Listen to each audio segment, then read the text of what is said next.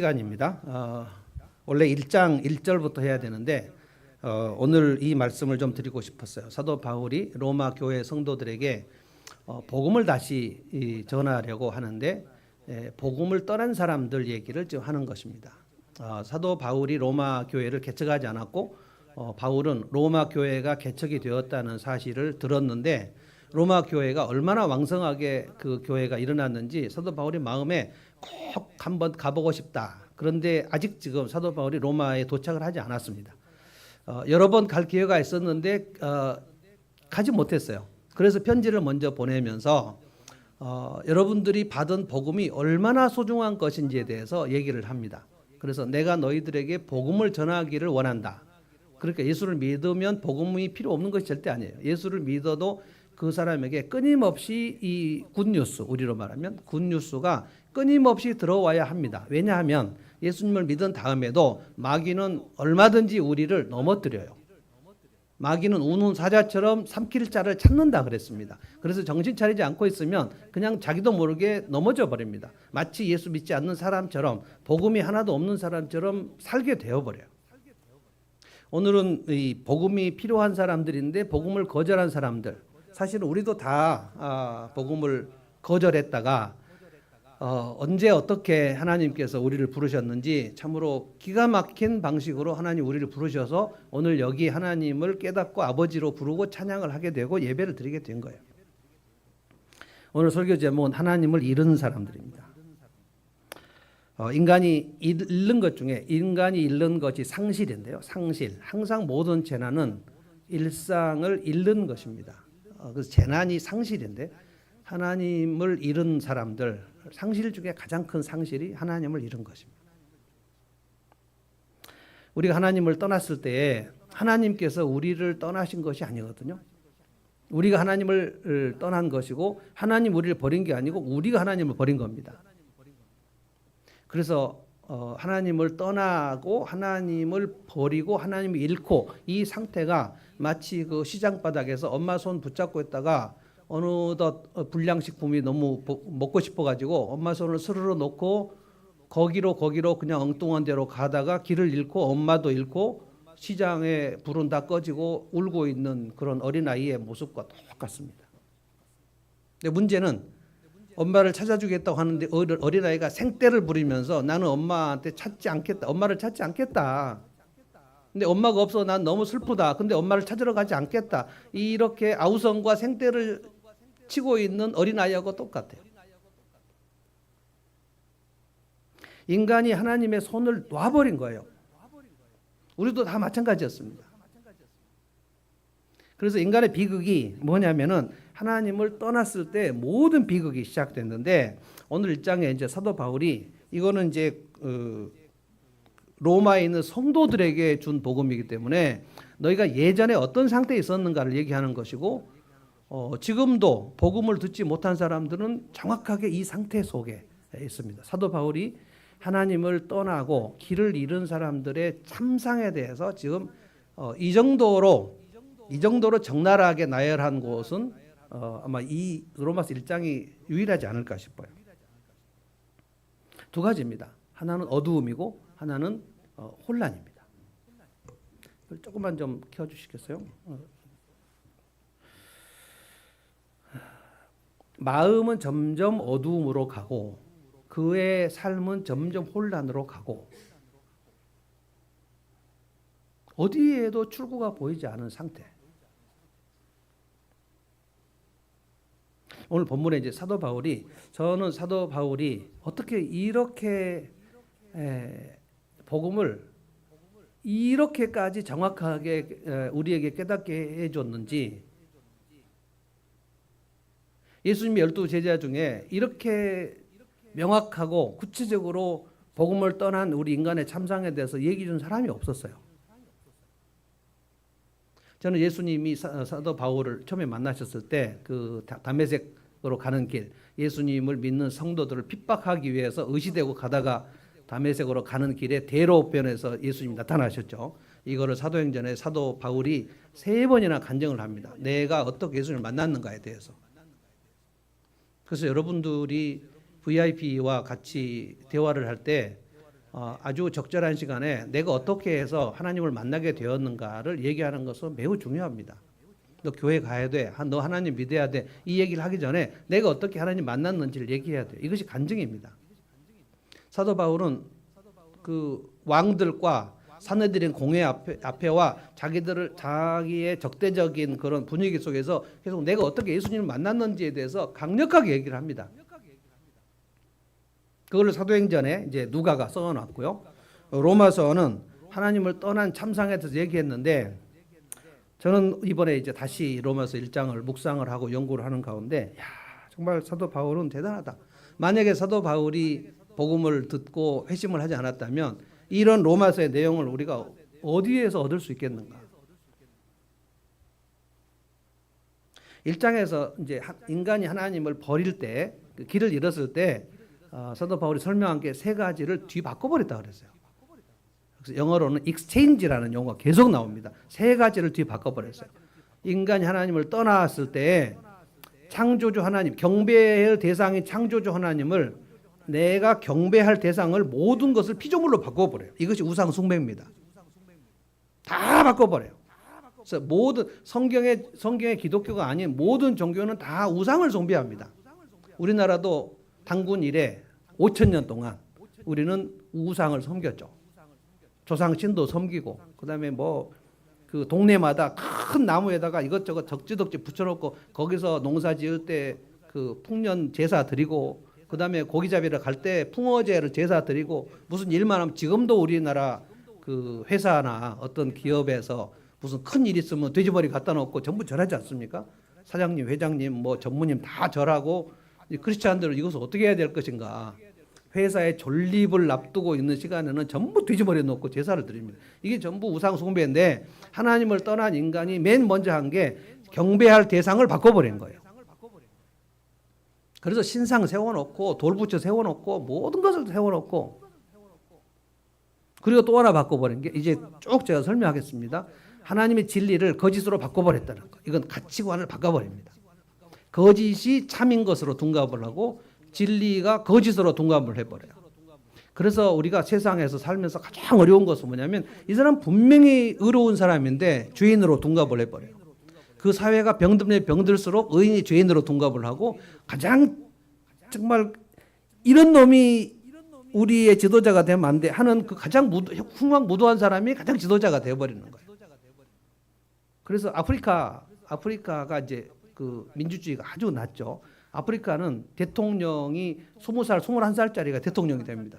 그러니까 가장 그 권력을 많이 가진 사람이 바로 대통령이 돼요. 근데 내란이 일어나면 바로 또 22살짜리가 대통령이 또 됩니다.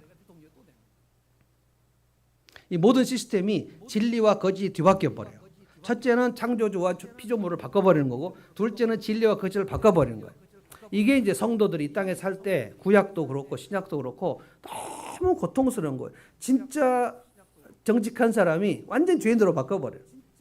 그리고 진짜 이상한 사람이 바로 가장 의인으로 둔갑을 해버려요. 그 다음에 세 번째가 이제 사도 바울이 여기서 얘기한 게 남성과 여성의 젠더를 바꿔버려요. 남성이 여성을 사랑하도록 하나님이 창조 질서를 베풀어 주셨는데 남성이 남성을 향하여 욕정이 불타게 되고 여성이 여성을 향하여 욕정이 불타게 되는 그러니까 세 가지를 바로 바꿔버려요. 이게 이제 인간의 대참상입니다. 그러니까 막 이 마음과 생각은 어두워지고 그 다음에 그 삶은 이걸 바꿔버리니까 뒤바꿔버리면 뒤죽박죽 되지 않습니까? 그래서 혼란이 될 수밖에 없어요. 우리가 예수님을 믿기 전에도 다 그런 상태 속에 있었습니다. 예수님을 믿으면 그것이 점점 회복이 되는 과정이에요. 길을 잃어버린 사람들과 똑같아요. 우리도 원래 길을 다 잃어버렸고 우리도 하마터면 길 잃은 채로 그냥 쭉 가다가 낭떠러지로 떨어져서 다 지옥 갈 사람들이었는데 어떻게 해서 천에 하나 만에 하나 하나님이 나를 이름을 아시고 부르시고 끊임없이 내 삶에 놓고 하셔서 내가 하나님을 깨닫고 예수님을 영접하고 성령이 들어오셔서 지금 우리가 이 지옥으로 가는 길을 가다가 천국에 가는 길을 뒤바꿔진 게 이것이 기적 중에 기적이 아닐 수가 없어요. 인간에게는 출구가 없었습니다. 그래서 오늘 이 말씀을 들으시면서 이제 이런 생각하면 좋겠어요. 지금 우리의 VIP, 가깝게는 우리 VIP, 내가 예수님의 복음을 전해야 될 VIP, 우리가 지금 목장에 오시는 분도 있고 목장에는 안 오시는 분도 있지만 우리가 정해놓은 그 VIP는 현재 이 상태 속에 있습니다. 하나님을 잃은 사람들이고요. 그리고 우리의 주변에 아직 우리의 그 가족들 중에 비신자들, 하나님을 모르는 사람들은 지금 이 길로 가고 있고 이 참상 속에 견딜 수 없는 아우성 속에 있습니다. VIP라고 얘기할 때는 항상 예수님을 영접하여 거듭나지 않은 사람들은 다 VIP입니다. 우리가 생각할 때. 그런데 이제 우리 가정교회 안에서 VIP라고 할 때는 미국에 사는 우리 부모님을 VIP라고 하는 게 아니고 우리 목장에 올 가능성 있는 사람들을 VIP라고 얘기하는 거고 그냥 부산이나 뭐 인천에 사시는 불신자 우리 가족 친지들은 비신자 가족이죠. 그 사람은 VIP라고 하지 않습니다. 지금 우리의 VIP 상태는 딱 그 상태다. 그리고 우리 비신자 가족들과 이웃들은 즉 이 상태다. 두 가지의 상태. 하나는 마음의 어두움이고요. 점점 어두움으로 가요. 그리고 그 삶은 점점 혼란스럽게 됩니다. 이 두 가지를 제가 설명하겠습니다. 첫 번째, 하나님을 잃어버린 사람들 마음은 다 어두움 속으로 갑니다. 21절을 한번 보겠습니다. 21절 한번 다 같이 읽어볼까요? 21절입니다. 시작. 사람들은 하나님을 알면서도 하나님을 하나님으로 영화롭게 해드리거나 감사를 드리기는커녕 오히려 생각이 허망해져서 그들의 지각 없는 마음이 어두워졌습니다. 생각이 어떻게 됐어요? 허망해졌어요. 생각이 헛된 쪽으로 간단 말이에요. 생각이 알매가 있는 쪽으로 가는 게 아니고 우리의 마음과 생각은 자꾸 헛된 쪽으로 가요. 그리고 지각 없는 마음, 지각 없다는 것은 개역 성경에는 미련한, 어리석은 그 마음이 점점 어두워졌다. 점점 어두워져요. 이것을 성경 전체에서는 부패라고 합니다. 그 영혼이 썩어가는 거예요. 그 영혼이 썩어요. 그래서 이제 우리 장로교 칼빈주의는 전적인 타락 이렇게 얘기합니다. 완전히 타락해서 인간에게는 하나님께 돌아갈 수 있는 가능성이 차단된 상태. 타락의 본질은 그 영혼이 부패하는 것입니다. 가만 놔두면 그냥 영혼이 썩어요. 마음과 생각이 썩어요. 생각이 썩어. 그래서 하나님을 잃어버린 사람들의 모든 생각은 결국은 허망한 쪽으로 다 쓸데없고 다 허무하구나, 다 덧없구나 이쪽으로 가는 것을 피할 수가 없습니다. 그래서 이제 우리가 좀 재산이 좀 넉넉하지 않은 사람들은 재산이 풍족한 사람들을 보면 와, 저 사람은 그 허무하지 않겠다라고 생각하겠으나 우리 대중들은 일반 평범한 대중들은 인기 스타를 보고 연예인들을 보면 야, 저 사람은 유명하니까 진짜 마음이 든든하겠다라고 생각하겠으나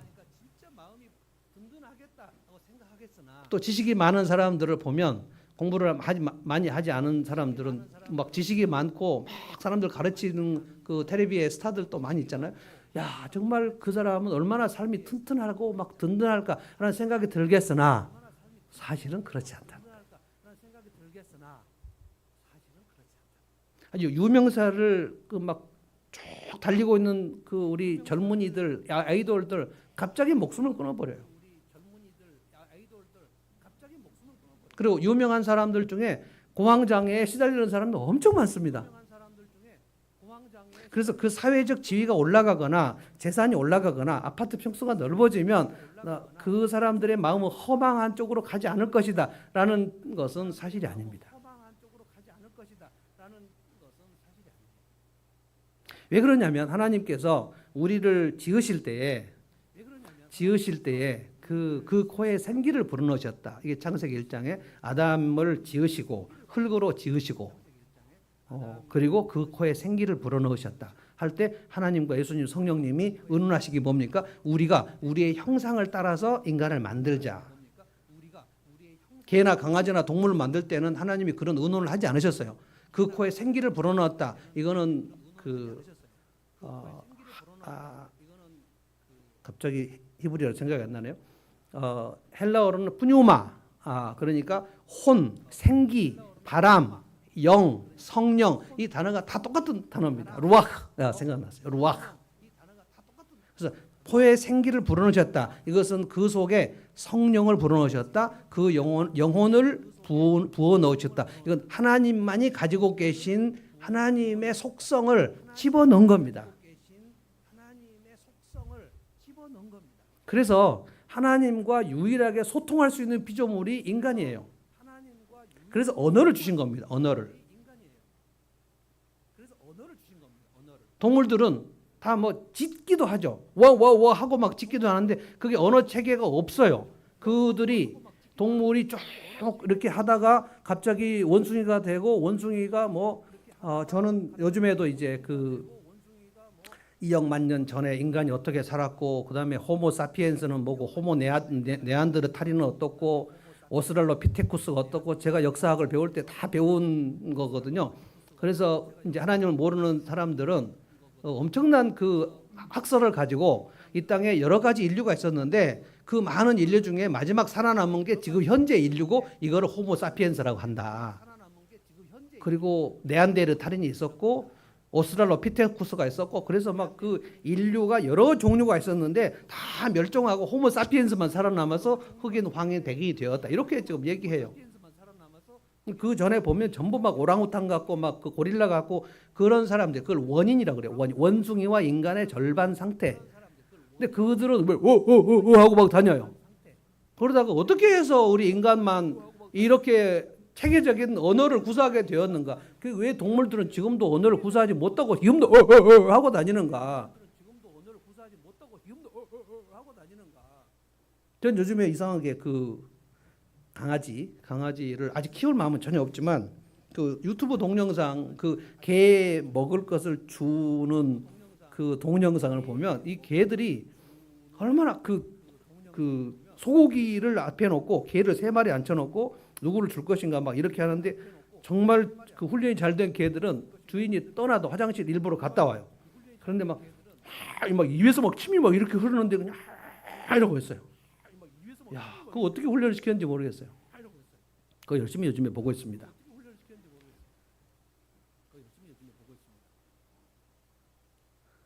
뭐 주인이 막 뭐라고 막 해요. 그 중국인인데 중국말로 막 얘기하는데 거기에 보면 이제 또 우리나라 말로 다 거기들 그 자막을 달아놨어요.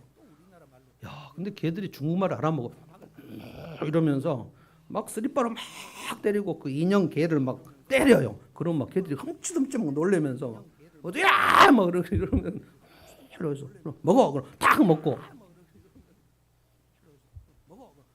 근데 인간은 전혀 다르단 말입니다. 우리는 하나님의 형상이 우리 안에 있어서 그래서 사람을 죽이면 안 된다고 하나님이 그저께 민수기에도 말씀하시고 창세기 6장에서도 말씀하시고 사람을 죽여 피를 흘리는 자는 반드시 죽일지니라.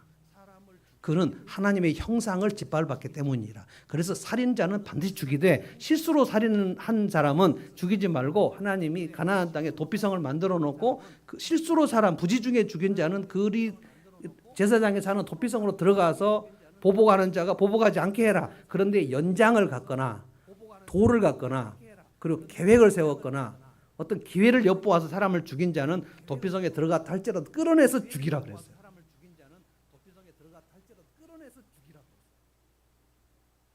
사람은 하나님의 형상을 가지고 있습니다.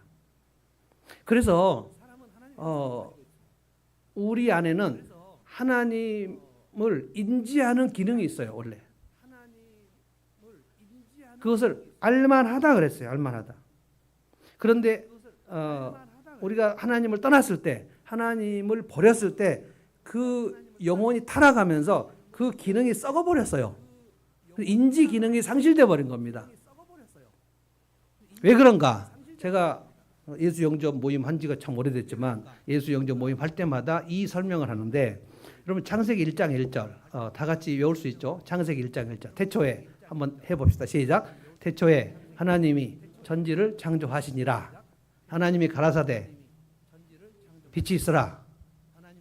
자, 그리고 나서 뭐라 그랬는가? 땅이 하나님이 하늘과 땅을 창조하시니라 라고 하고 빛이 있으라 하셨는데 빛이 있으니라 그대로 되니라 하고 그 직전 상태를 뭐라 그러냐면 땅은 혼돈하고 공허하고 흑암이 기쁨 위에 섰다 이렇게 돼 있어요. 그러니까 혼돈, 공허, 흑암. 자, 이게 우리가 예수를 믿기 직전의 VIP의 상태입니다. 혼돈하고 공허하고 어둠이 있어요.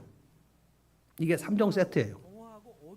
그러니까 빛이 없는 상태, 빛이 차단된 상태, 어두움. 그래서 예수님이 이 땅에 오셨다는 것을 요한복음 1장에 참 빛이 세상에 비추되 그 어두움이 깨닫지 못하더라. 빛이 비추고 있는데 어두움이 깨닫지 못해요. 우리가 VIP에게 복음을 전하고 있을 때 이 사람이 이게 뭔지 몰라요. 자기에게 복음이 오고 하나님이 나를 부르시고 있는 것을 모른단 말이에요. 이 사람들 예수 믿는 사람들이 되게 착하고 좋은데? 라는 생각을 갖지만 거듭나지 않았을 때는 이게 하나님이 나를 부르고 계시다는 생각을 조금도 하지 못한단 말입니다. 그래서 예수님을 믿지 않고 있는 그 VIP들이 예배당에 와서 예배를 참여하지만 그들은 예배를 드릴 수 없어요. 하나님 인지하는 기능이 없습니다. 그러니까 그냥 사람들이 여기 한 30명이 모여있다. 그리고 저 목사가 뭐 1시간 동안 얘기를 하고 그런데 뭐 시간 보고 뭐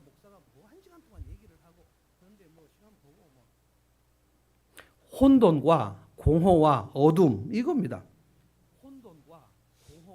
자, 19절을 한번 보십시오. 하나님께서 원래 인간을 만드셨을 때 어떤 상태였는가를 보십시오. 19절 제가 읽어보겠습니다. 하나님을 알만한 일이 사람에게 환히 드러나 있습니다. 하나님께서 그것을 환히 드러내 주셨습니다. 인간은 하나님의 창조를 받을 때 그냥 하나님을 인지할 수 있도록 하나님이 창조하셨단 말이에요. 하나님이시구나. 이거를 환히 드러내셨다. 이걸 영어 성경에는 플레인하게 그냥 다 펼쳐주셨다는 거예요. 이게 계시입니다. 계시. 하나님이 자기를 드러내는 게 계시예요. 그래서 누구든지 하나님을 알 수 있었다는 거예요. 하나님이시구나. 저분이 창조주이시구나. 저분이 내 인생의 아버지시구나. 이걸 누구든지 알 수 있었다는 거예요. 환히 드러내 보여주셨어요. 그래서 원래 인간은 하나님을 인지할 수 없는 그런 방식으로 지음받지 않았습니다. 잘 작동되고 있었어요. 우리는 본래 마음이 어두운 쪽으로 근심과 염려와 짜증과 막 잡생각으로 가득 찬 생각을 본래 하도록 지음받지 않았어요. 하나님의 말씀이 들어와서 그 말씀으로 묵상하는 일을 하지 않으면 우리는 가만히 있으면 우리의 온갖 잡생각에 들어와가지고 마음과 생각이 점점 어둠 속으로 가는 걸 피할 수 없습니다.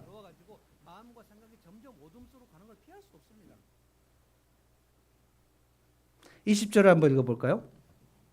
우리 다 같이 한번 읽어봅시다. 20절은 시작. 이 세상 창조 때로부터 하나님의 보이지 않는 속성 곧 그분의 영원하신 능력과 신성은 사람이 그 지으신 만물을 보고서 깨닫게 되어 있습니다. 그러므로 사람들은 핑계를 댈 수 없습니다. 하나님 창조 때로부터 하나님의 속성 그분의 영원하신 능력과 신성은 사람이 그 지으신 만물을 보면 다 알게 되어 있었다는 거예요. 무슨 뜻입니까?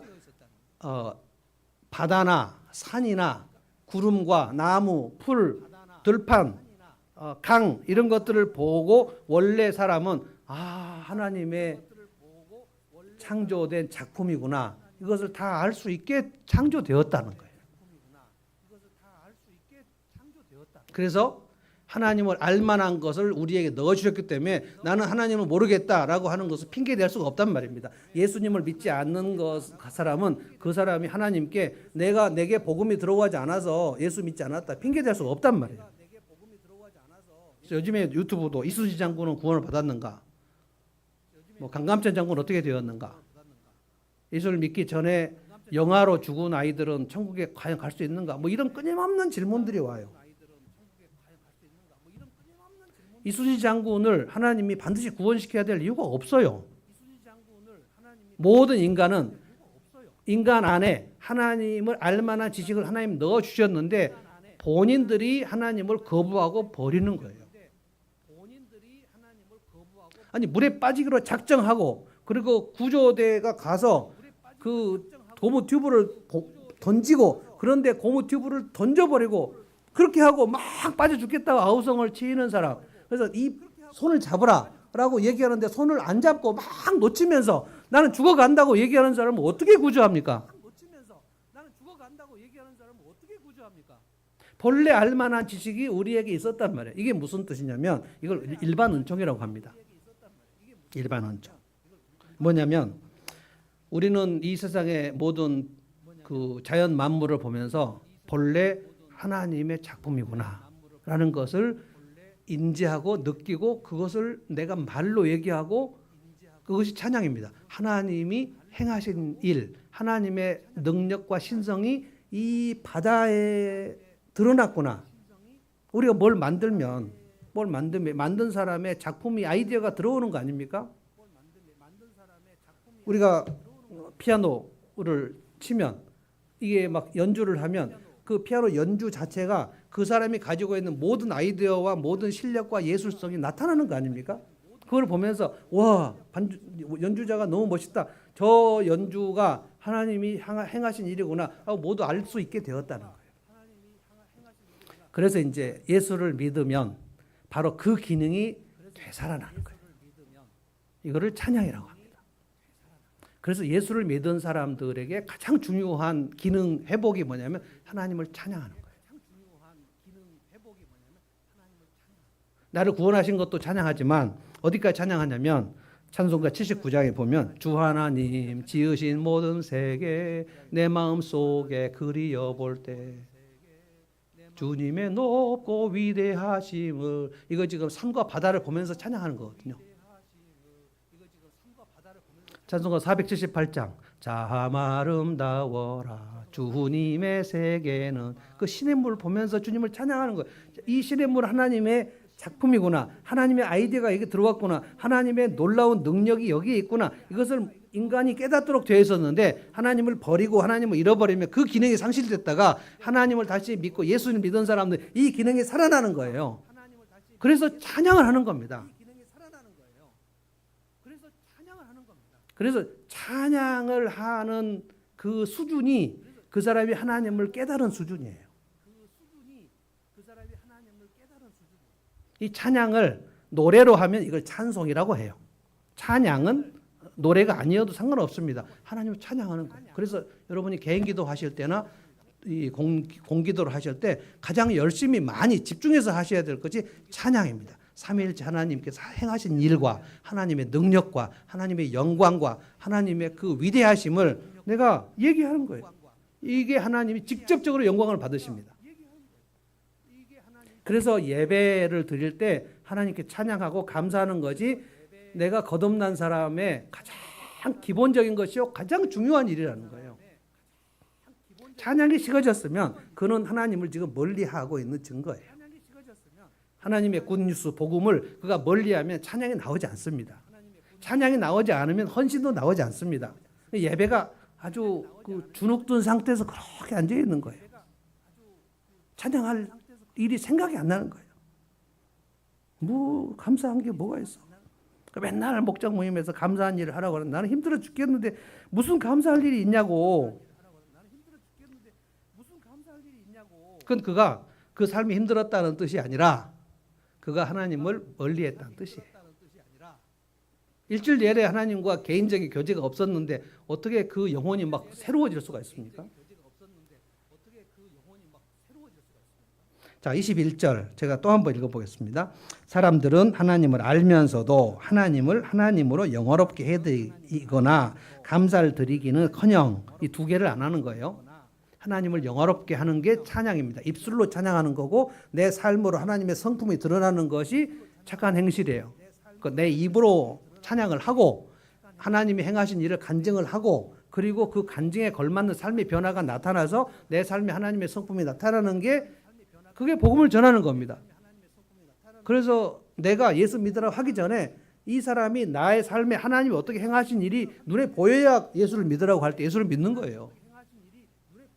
내가 화장품을 소개할 때 내 피부가 달라진 것을 확증을 해야 화장품을 소개할 수 있는 거예요. 그런데 하나님을 알면서도 하나님을 영화롭게 하지 않았다. 핑계할 수 없다는 거예요. 하나님께 감사를 드리지 않았다. 그리고 생각이 허망해졌다. 그 허망해진 증거가 뭐냐면 지각 없는 마음이 점점 어두워졌다. 어두워져. 점점 어두워져. 그래서 여러분 예수 믿기 전에 생각해 보세요.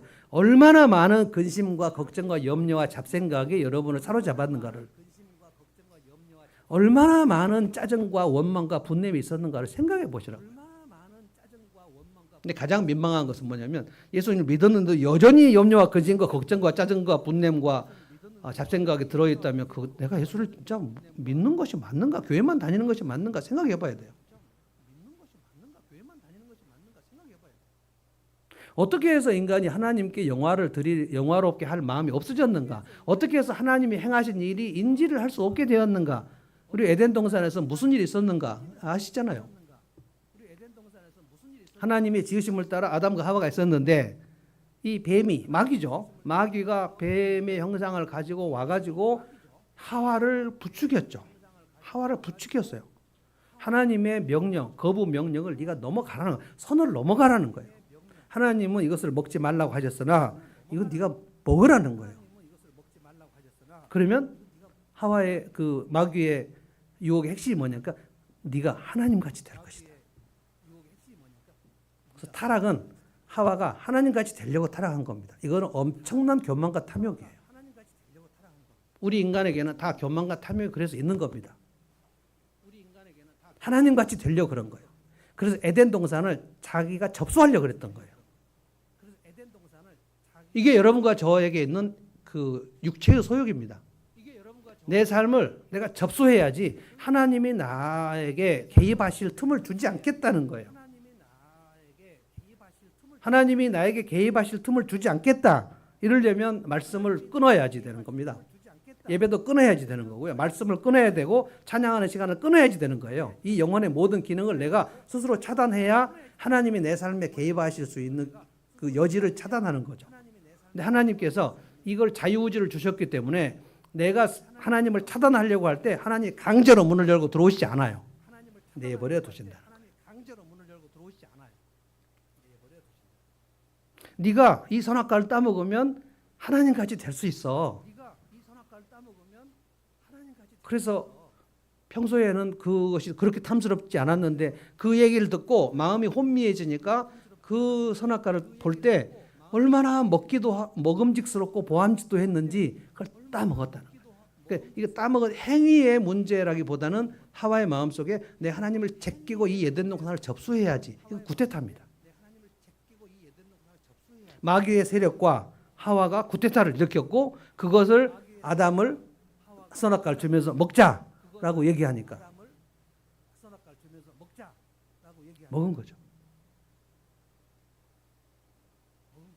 그래서 하나님과 우리 사이를 완전히 차단시켜버린 존재가 마귀입니다. 마귀는 지금도 여러분과 제 삶에 끊임없이 이 일을 하고 있습니다. 우리가 절대로 하나님께 가까이 나가지 못하도록, 그리고 내가 하나님께 가까이 나가지 못할 이유가 무엇인지 인지가 되지 않도록 어떻게 하다 보니까 그냥 내 마음은 다시 잡생각으로 가득 차버려. 어떻게 하다 보니까 나하고 누구하고 이렇게 막 갈등이 생겨. 어떻게 하다 보니까 부부가 막 틀어져요. 어떻게 하다 보니까 막 짜증이 나요. 어떻게 하다 보니 절대로 그럴 리가 없습니다. 마귀는 이간질 전문입니다.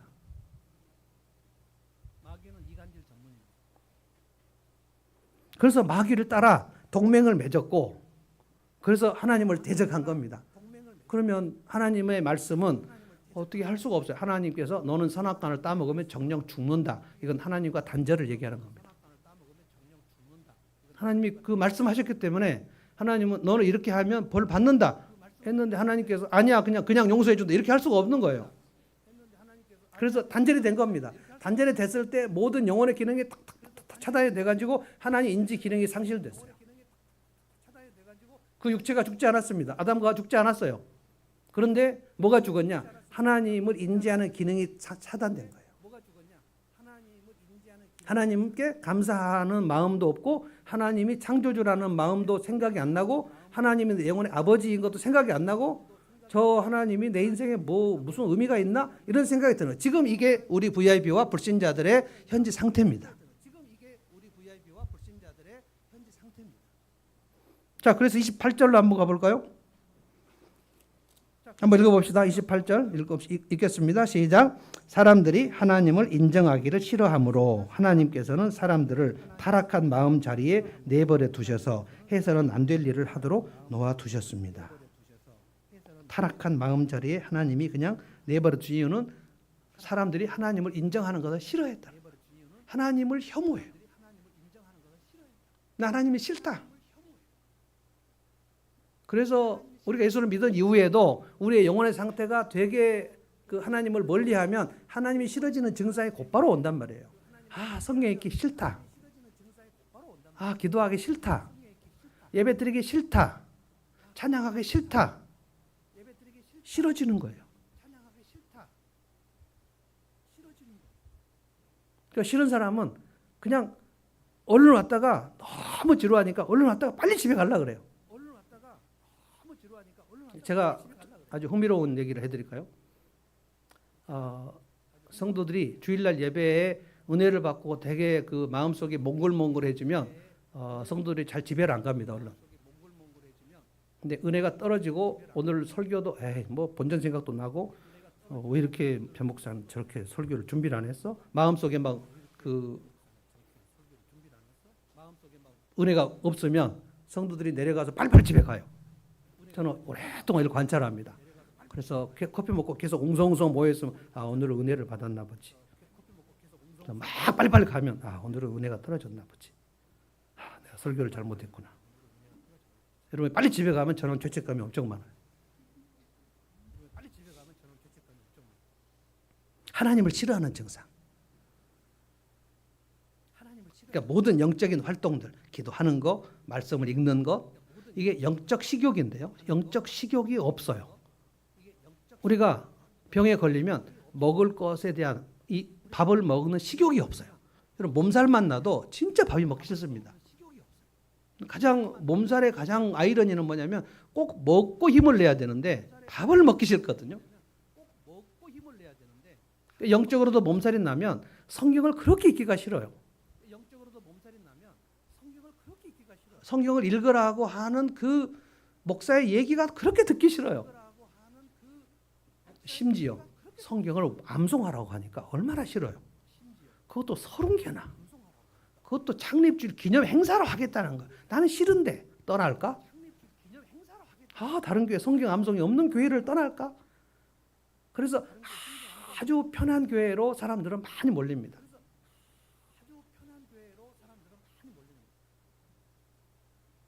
저는 그래서 아예 그 교인들이 많이 모이는 목회를 할 수가 없다. 저는 그 생각하고 있어요. 자꾸 생각하게 하고 자꾸 뭘 써내라 그러고 뭘 외우라 그러고 이거는 인간의 본성에 하나님을 싫어하는 본성을 자꾸 건드리는 거예요. 어떤 교회는 저렇게 많이 몰려들지? 라고 하면 대단히 좋은 교회거나 대단히 편한 교회거나 둘 중에 하나입니다. 그러니까 이제 막 마음이 어두워져요. 마음과 생각이 어두워지면 결국은 허무주의로 갑니다. 허무주의. 그래서 저는 예수 믿지 않고 나이 드신 분들이 제일 불쌍합니다. 분명히 그 사람 마음에 허무한 생각이 가득할 것은 명백한 사실입니다. 그가 대단히 부자면 마음이 허무하지 않을 것이다. 천만의 말씀이에요. 박사님들은 허무하지 않을 것이다. 그럴 리가 없어요. 막 70평, 80평 그 대구와 같은 집에 살면 허무하지 않을 것이다.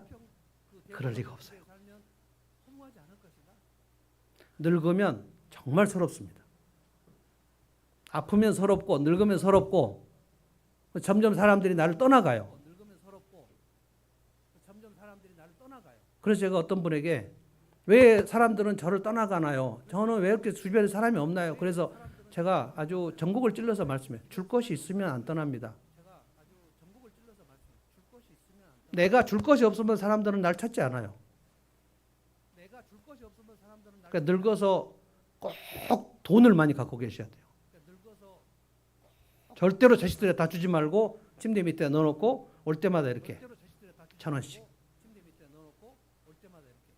줄 것이 있어야 돼요.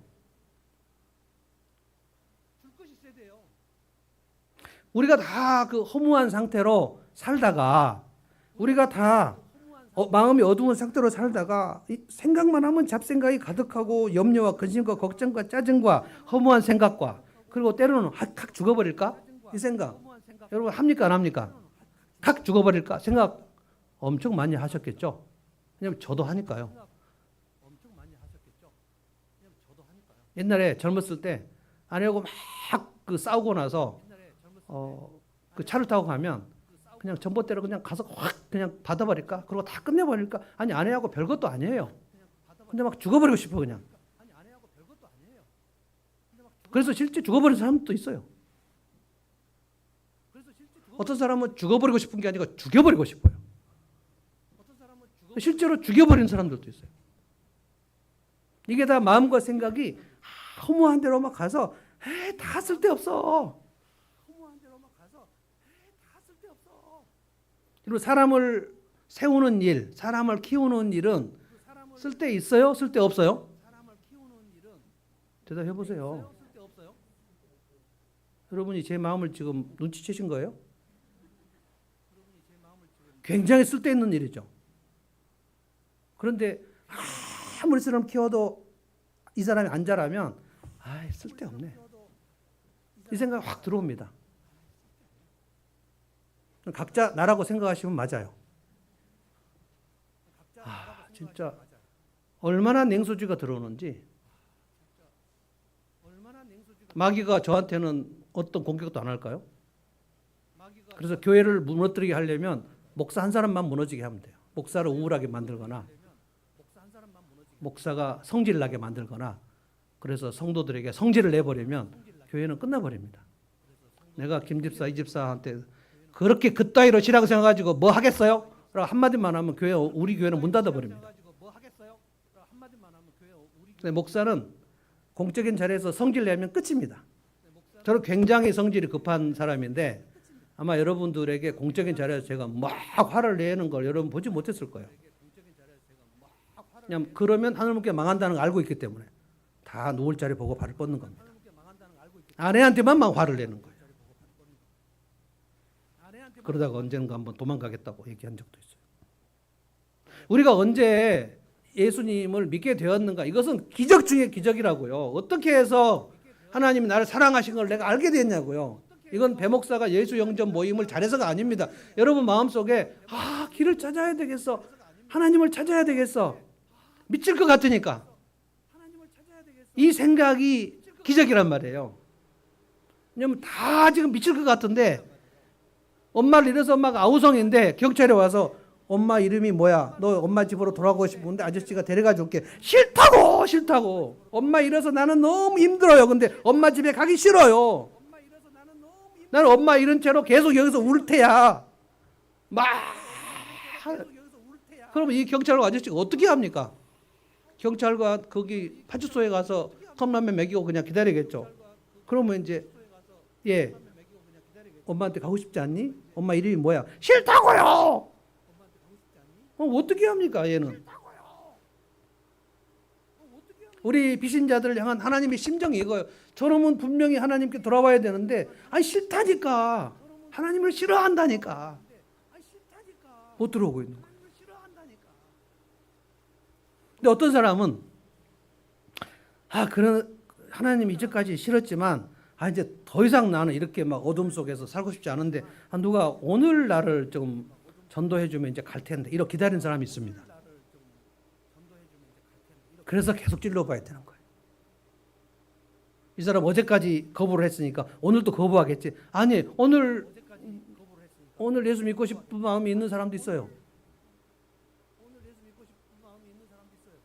그래서 저는 예수 영접은 프로포즈하고 비슷하다. 잘 봐야 돼. 이 여자가 진짜 나와 함께 살 마음이 있는가.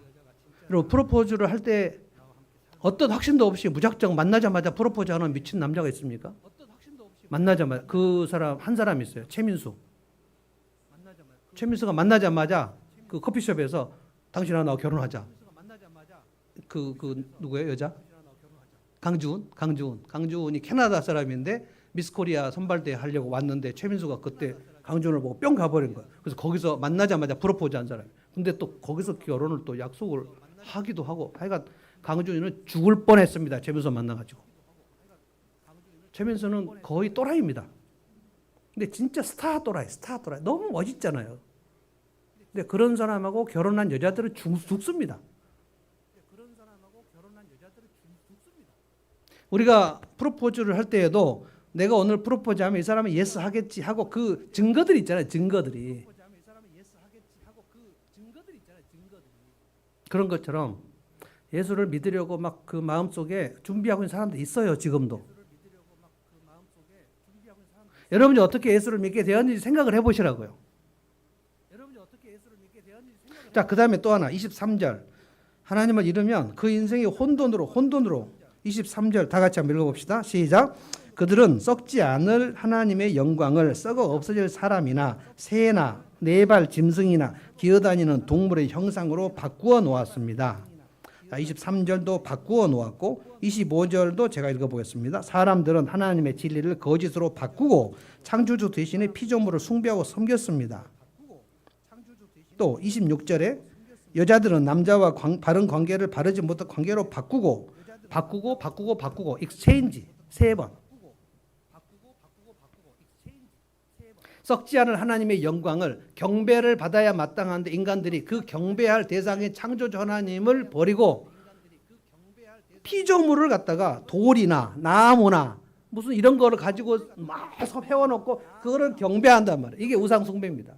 우리나라도 얼마나 오랫동안 선앙당에다가 나무 해놓고 뭐 얼마나 많이 섬겼고 그 새벽에 우리 엄마들이 우리 조상들 엄마들이 그 물 떠놓고 그걸 정한수라고 그래요. 정한수. 비나이다 천지신명께 비나이다. 그리고 각종 제사 드리고.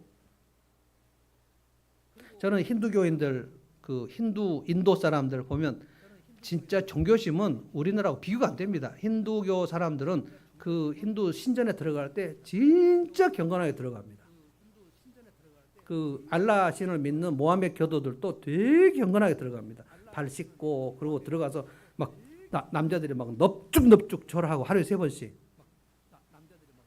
그다음에 네팔 사람들, 태국 사람들 그 빨간 옷 입은 성녀들 얼마나 잘 대접하고 그냥 그 자기가 있는 거 가지고 그 신전에 갔다가 바치려고 막 저 산꼭대기에 올라가는데 그 기자들이 인터뷰하면서 물어보면 그래서 내가 오늘 저기에 공양을 하기 위해서 내가 간다 막 이 팔순 노인들도 막 부축을 해가지고 막 가요. 그 종교심. 근데 그게 창조주 하나님께 가야 될 그 영광을 다 바꿔버렸다. 이게 뒤죽박죽 돼버린 겁니다. 그 마땅히 경배를 해야 될 것을 하나님을 경배하지 않고 경배를 받지 않아도 되는 것을 갖고 경배를 해버리면 이게 뒤죽박죽 돼버리죠. 그러다가 이제 진리를 거짓으로 또 바꿔버려요. 그 다음에 26절, 27절 하나님께서 남자와 여자, 남성, 여성 이 두 성을 창조하셨지 않습니까?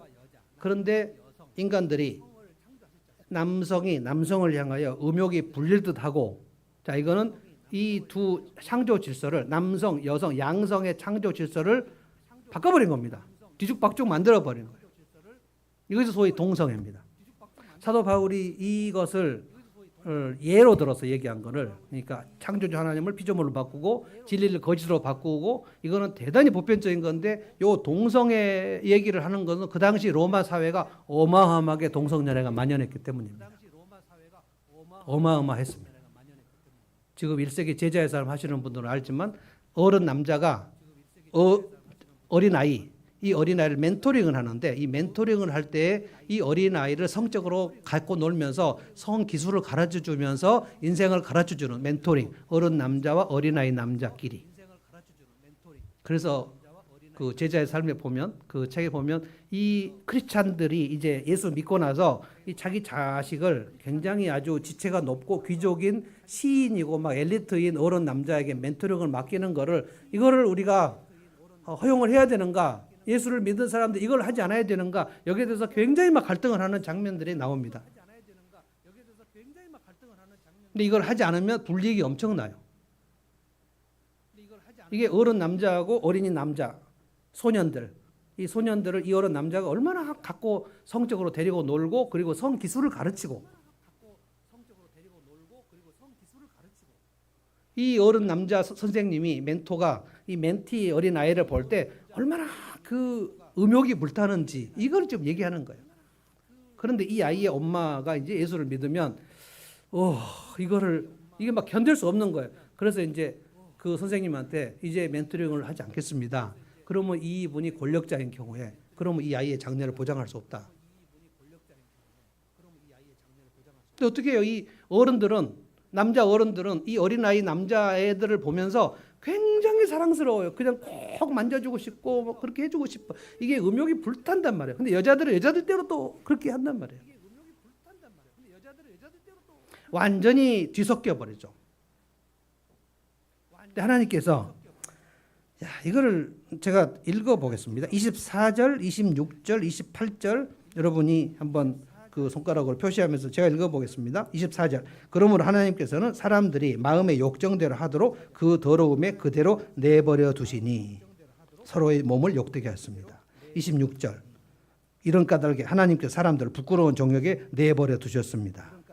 28절. 하나님께서 그 사람들의 타락한 마음자리에 내버려 두셨습니다. 내버려 두셨습니다.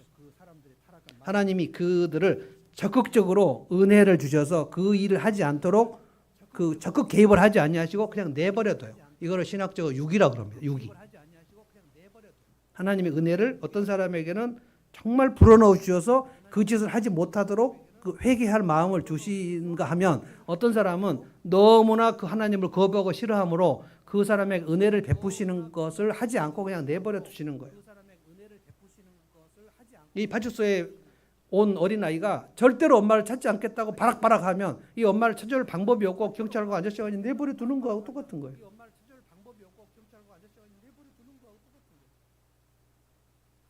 그러면 이렇게 이 혼돈의 상태를 어떻게 합니까? 마치 이 애가 파출소에 와서 엄마를 찾아달라고 얘기하는데 막 바락바락 우는데 경찰 아저씨가 그래 엄마를 찾아줄 테니까 엄마의 성함을 대라고. 모를 수도 있지만 나는 엄마의 집에 가고 싶지 않아요. 엄마를 찾아주세요. 이 동시에 막 해버리니까 경찰 아저씨가 어떻게 할 수가 없다는 거예요. 그것이 지금 복음을 거부하고 있는 여러분의 VIP 상태다 말이에요.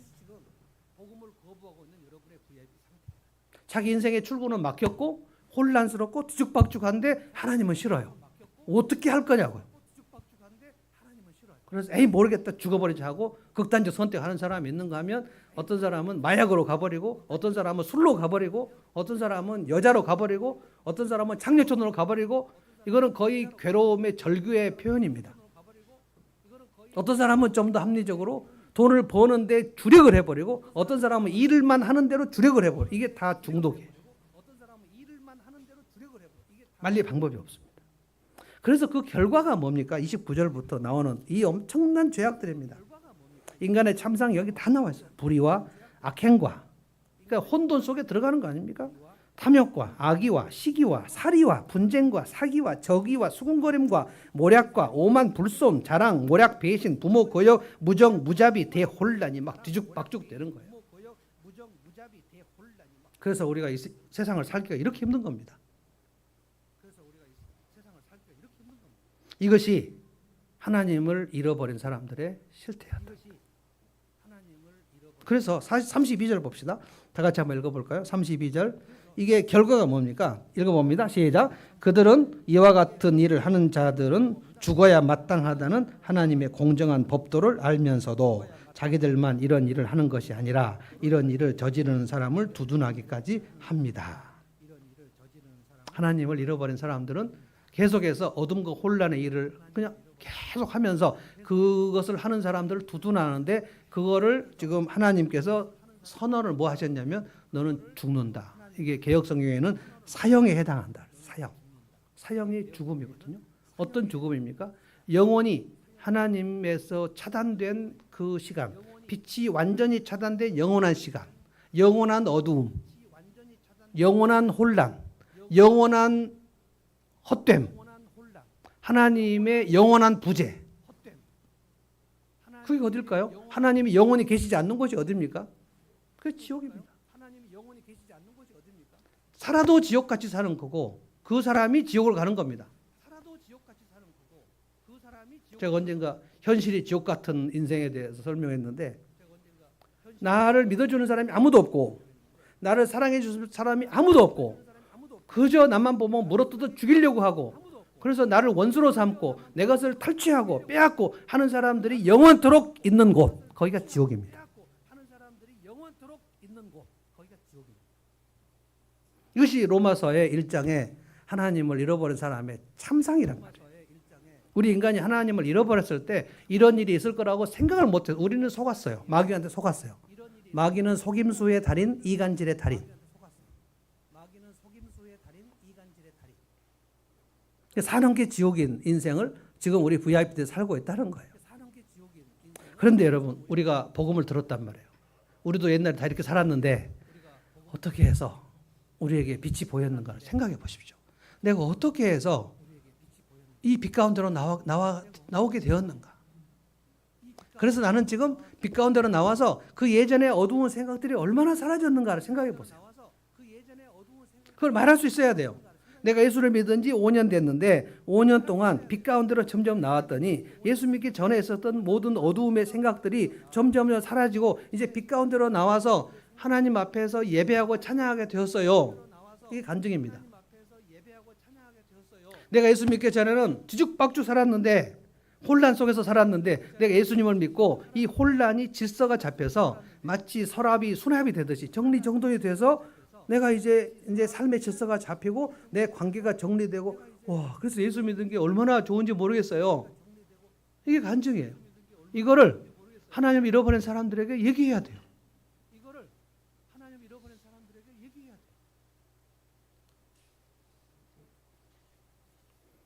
마지막으로 제가 그 상담 이론 하나만 얘기하겠습니다. 상담 이론 중에 게슈탈트 상담 이론이라고 있어요.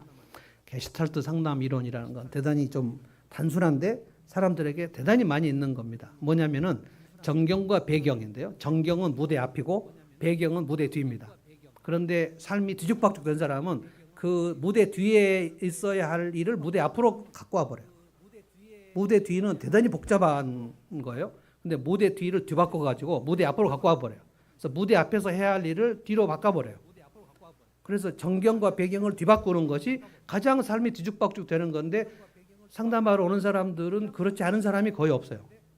이걸 바꿔봅시다. 내가 진짜 여기서 먼저 해야 될 일을 가장 뒤로 밀어버려요. 그리고 가장 하지 않아도 되는 일을 가장 먼저 해버려요.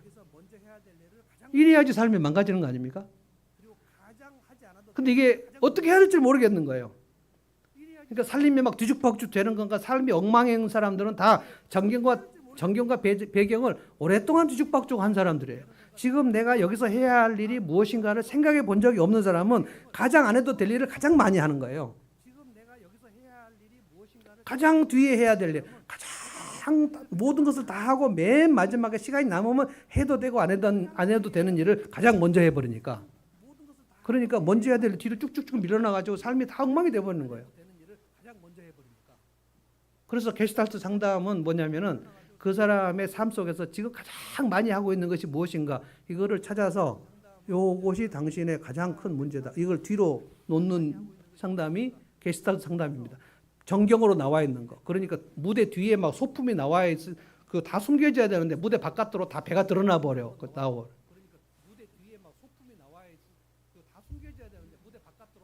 그거를 무대 뒤로 다 넣게. 그래서 생각에 수납을 해주는 거예요. 여러분 인간에게 가장 중요한 것은 하나님과 관계입니다. 하나님과 가장 가까운 관계를 맺는 게 최고로 중요합니다. 그리고 나서 내 가장 가까운 이웃과 관계를 맺는 것이 최고로 중요합니다. 이게 하나님의 사랑, 이웃을 사랑하는 거예요. 그런데 목회를 하는 분들도 하나님하고 가까운 시간을 가지는 일을 가장 뒤로 하시는 분들이 있어요. 그러고 나서 삶이 엉망이 돼갖고 목사님인데 사모님하고 관계가 엉망이신 분들이 있어요. 둘이 서로 막 물고 뜯고 그래요. 그런데 개척 가정교회를 하겠다는 거예요. 누가 거기에 오겠습니까?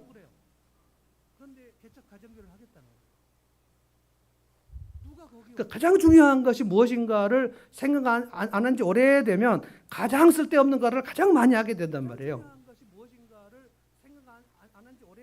그래서 여러분들이 아이들을 키울 때 맨날 잔소리하는 거 뭐냐면 텔레비전 보지 말고 숙제 먼저 해라. 근데 애들이 왜 안 하냐? 엄마를 가만히 보니까 엄마도 그렇게 안 하더라는 거예요. 엄마는 맨날 텔레비를 먼저 보고 설거지를 안 해. 근데 나는 왜 숙제를 먼저 해야 되는가? 그럼 뭐 이분이 게시탈트 상담을 하면 우리 애는 진짜 숙제를 안 하고 텔레비만 봐서 큰일 났어요. 그럼 저는 이 엄마가 설거지를 먼저 하는가를 물어보는 거예요. 바꿔버렸으니까. 이게 타락한 인간들은 뒤바꾸기가 명수예요. 자기도 모르게 바뀌어져 버려요. 가장 먼저 할 일이 생각이 나지 않아요. 그래서 제가 여러분들에게 우리 인생가 가장 중요한 일은 예배다. 그런데 이 예배를 시도 때도 없이 빼먹는 사람들이 있어요. 어디 가고 뭐 그리고 여기에 하나님과 관계에서 하나님이 나를 진짜 존귀하게 하나님을 존귀하게 여긴다고 생각하도록 예배를 드려야 되는데 예배를 막 대충 막 드리는 거 뭐가 중요한지를 전혀 모르니까 그냥 시계 보고 왔다 갔다 하고 막 늦게 오고 빨리 가고 막 정경과 배경이 완전히 뒤바뀌어 버려. 지금 가야 할 것이 무엇인가? 저는 늘 삼공부할 때마다 이제 2시에 시작하면 4시에 끝납니다. 4시에 끝날 때 제가 배혜진 집사에게 얘기해서 4시 되면 연락을 해라. 그러면 연락을 했어요. 근데 지난주에는 그래서 5분이 넘었나요? 근데 여러분 이런 생각 들지 않습니까? 나는 4시가 되면 빨리 삼공부가 끝나면 집에 가서 뭐 할 것인가? 정말 4시 이후에 가서 가장 중요한 일이 있습니까? 주일날 예배를 드리는 일보다 더 중요한 일은 우리 인생에 없어요. 그럼에도 불구하고 초신자들은 그렇지 않을걸? 내가 훨씬 더 중요한 일이 있는데 이것 때문에 아주 막 굉장히 골치 아프신 분들이 있어요. 매일 삶도 마찬가지입니다. 여러분이 새끼 밥을 먹는 것이 너무나 중요한지 알기 때문에 밥을 거르지 않고 드시죠. 근데 너무 바빠가지고 2시, 3시까지 밥을 못 먹었다. 그럼 어떻게 해서든지 4시라도 무엇인가를 먹죠. 왜냐하면 살아야 되니까. 우리는 알고 있어요. 먹고 사는 것이 내 인생에서 엄청 중요한 걸 알고 있어요. 근데 내 영혼은 지금 완전히 굶어 죽으려고 하는데 그걸 모르고 있어요. 그래서 얼굴이 어두우신 분들을 보면 하나님의 말씀을 개인적으로 먹지 않았어요. 근데 왜 이렇게 나는 영혼이 어두울까? 밥은 많이 먹었지만 영혼이 이렇게 쫄쫄 굶으면 그 사람의 얼굴은 어두워요. 오늘 전 여러분들에게 이 복음이 없는 사람의 참상을 얘기했습니다. 근데 우리가 어떻게 하다가 이 참상으로 가서 절벽으로 떨어져 영원한 지옥으로 떨어질 가고 있었는데 어떻게 우리가 돌아왔는지 바울이 로마 성도들을 보면서 너희가 이방인 중에서 어떻게 하다가 하나님에게 돌아왔는지 날마다 감사해라. 날마다 감사. 예배하고 찬양하고 감사하고 그리고 내가 지금 2가지 내가 지금 빛 가운데로 와서 내 이전의 어두운 생각들이 어떻게 해서 점점 사라지고 이제는 빛 가운데로 가서 이제는 밝은 모습으로 하나님 앞에 찬송하게 되었는가를 얘기하시라는 거예요. VIP들에게.